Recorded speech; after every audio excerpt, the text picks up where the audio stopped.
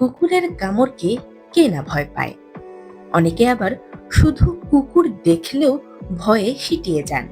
তবে এবার মানুষকে কামড়ানোর আগে 10 বার ভাবতে হবে একটি বেওয়ারিশ বা পথকুকুরকে।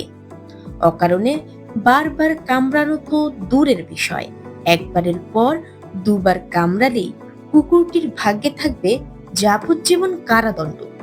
কারণ আইন বলে কথা। সম্প্রতি ভারতের উত্তরপ্রদেশ রাজ্য সরকার বেওয়ারিশ কুকুরের জন্য একটি নতুন আইন জারি করেছে। এই আইন অনুযায়ী কোনো কুকুর যদি পরপর 2বার বিনা উস্কানিতে কোনো পথচারীকে কামড়ায়, তবে তাকে আজীবন প্রাণী কেন্দ্রে আটকে রাখা হবে। অর্থাৎ ওই কুকুরের যাবজ্জীবন কারাদণ্ডের শাস্তি হবে। বিষয়টি নিয়ে ভারতীয় সংবাদ মাধ্যম এনডিটিভির প্রতিবেদনে বলা হয়েছে, নতুন আইনের আওতায় প্রথমবারের কামড়ের পর পথচারী অ্যান্টি র্যাবিস টিকা নিলে কর্তৃপক্ষ বিষয়টি তদন্ত করবে।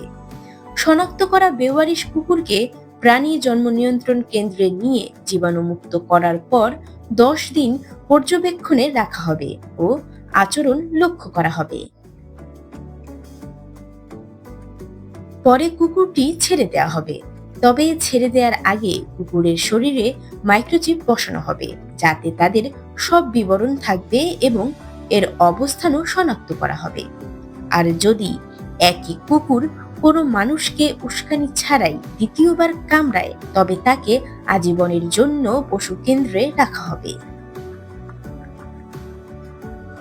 তবে এ আইনে কুকুরের যাবজ্জীবন কারাদণ্ড থেকে মুক্তির ব্যবস্থাও রাখা হয়েছে।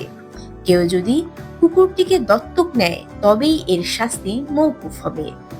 তবে শর্ত হলো, প্রাণী কেন্দ্রে সংরক্ষিত কুকুরগুলোকে দত্তক নেয়ার পর সরাসরি রাস্তায় ছাড়া যাবে না।